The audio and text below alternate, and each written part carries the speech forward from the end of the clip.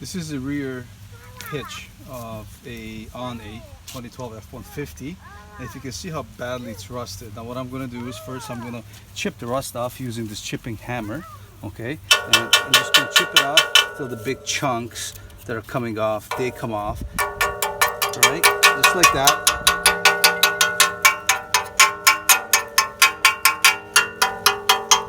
We'll chip the big pieces of the rust that are flaking off.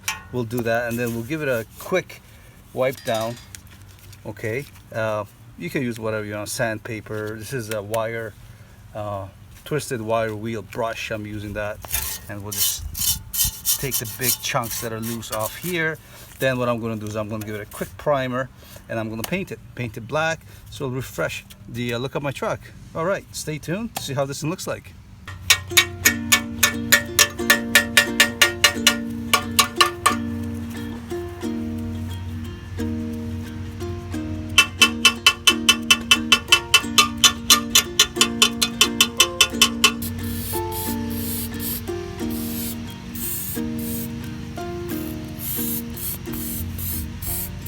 Okay, what I'm using here is it's called a undercoater with rubber, so it has a little texture.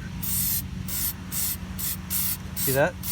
I just go over where rust is coming through, and when this thing dries up, it's going to give the truck a very fresh look. See that? And just get